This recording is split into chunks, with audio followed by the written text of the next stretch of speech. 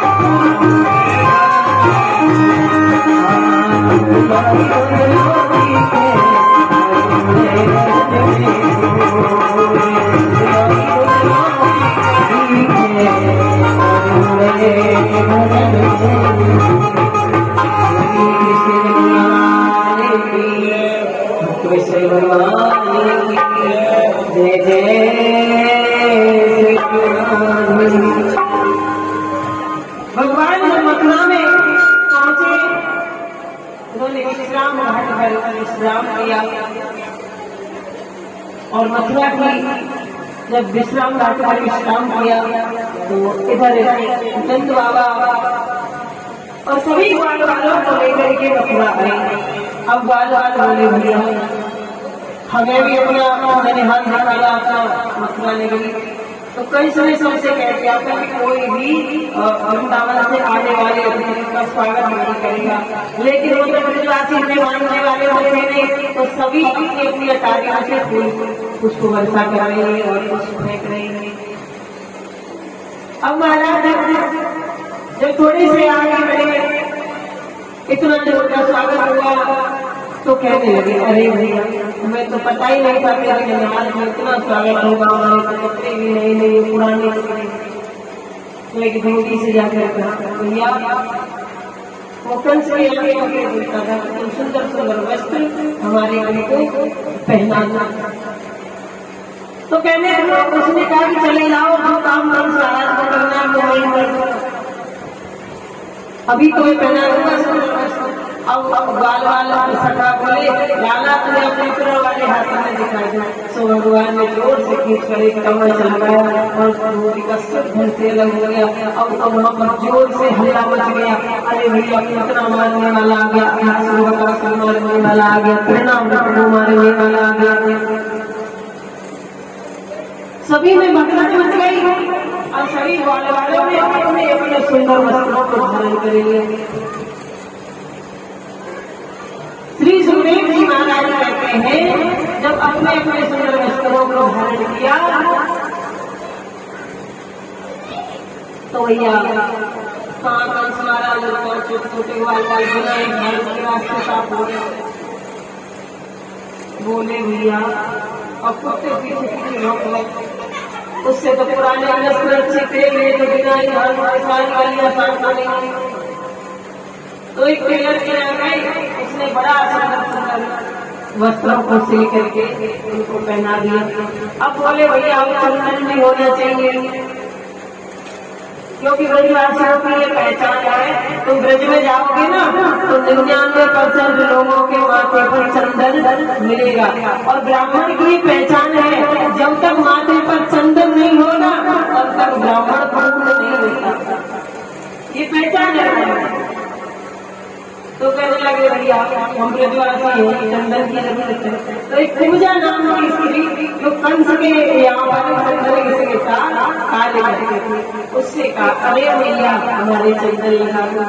पूजा तो होने लगे, भगवान ने सोचा मैं तो कोई गलत बात नहीं कही है, हो नहीं लगे। तो तो कुब्जा से पूछा क्यों हो रही हो? कुब्जा कहने लगी इतना मीठा इतना प्यार से तो आज तक मुझसे कोई नहीं मिला, क्योंकि मेरे रूप को देख करके कोई ठीक से मुझसे बात ही नहीं करता। कुब्जा ने ऐसे ही ग्वाल वालों को चंद्र लगाया और फिर मेरे भगवान ये सबको जैसे ही चंद्र लगाया, भगवान ने उसकी थोड़ी पर अपनी मुस्कुरा चलाई और परम सुंदरी क्रिया को बना दिया। कहने का भाव क्या है कि जो भगवान को सजाता है, जो भगवान को सजाता है उसे भगवान अपने आप सुंदर बना देते हैं। जो भगवान की कीमत समझता है उसे कीमती बना देते हैं। जो प्रभु के लिए थोड़ा त्याग करता है, भगवान उसके लिए पूरी दुनिया से अलग त्याग करते हैं। श्री सुखदेव जी महाराज कहते हैं कि जब कंस के महलों के पास पहुंचे तो कुमलिया पीठ नामक का एक हाथी, जिसमें 100 हाथियों का बल था, दरवाजे पर खड़ा था। भगवान को उसने पहचान लिया, बार बार प्रणाम करने लगा, लेकिन उसने कहा भगवान मेरा बाल आपके ही हाथों है, क्योंकि मेरे अंदर 100 हाथियों का बल है, परिवार नहीं करता। तो भगवान ने उसका उद्धार किया और जब अंदर प्रवेश किया तो सभी सभा लग रही थी और कंस ने ये घोषणा करवा दी कि कृष्ण और बलराम के साथ में मल्ल होगा। मुष्टिक और चाणूर जैसे बड़े बड़े योद्धाओं को बुलाया और मल्ल युद्ध आरंभ करवाया। मुष्टिक के साथ में मेरे हैदर स्वामी ने युद्ध किया, चाणूर के साथ में कृष्ण कन्हैयालाल ने युद्ध किया। युद्ध करते करते मेरे कृष्ण कन्हैयालाल ने चाणूर का उद्धार किया और एक ही हल्के प्रहार से, जो मुष्टिक एक मुष्टिकों में 2 हाथ नहीं जाकर अपने को उधार देता था, एक ही हल्के प्रहार से उसे 100 हाथ में चलने में निकाल दिया। श्री सुखदेव जी महाराज कहते हैं मुष्टिक और चाणूर का जब उद्धार हुआ तो मेरे प्रभु उछट करके वहां पहुंच गए जहां पर कंस बैठा हुआ था। कंस ने ऊपर से सिर को जो मुकुट लगा था उसको गिरा दिया। भगवान केस पकड़ करके कंस को खींचते हुए ला रहे हैं। कंस जोर जोर से चिल्लाया, अरे कृष्ण छोड़ मुझे पीड़ा होती है, अरे कृष्ण छोड़ मुझे पीड़ा होती है।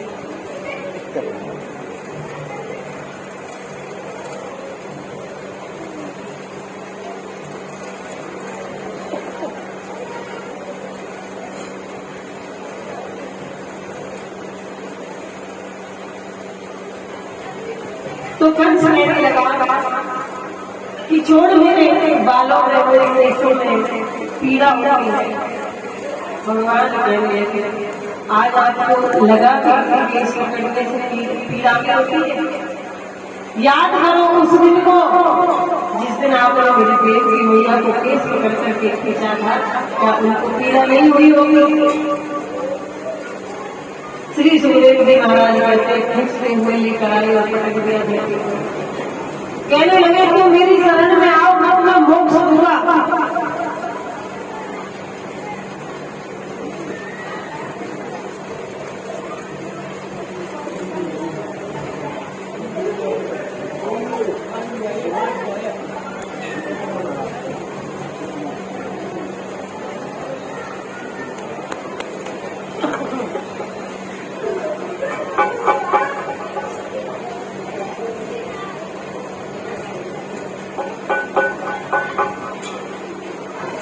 लेकिन कंस भगवान के हाथ से छूट करके दौड़ने लगे।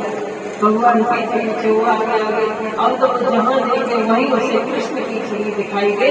अब भगवान ने क्या किया कि उसे पकड़ करके पृथ्वी पर डाल दिया और पृथ्वी पर डाल करके उसकी वक्ष स्थल पर अपने पादुका का प्रहार किया और कंस का उद्धार कर दिया। बोलिए कृष्ण कन्हैया लाल, ताली तो बजाते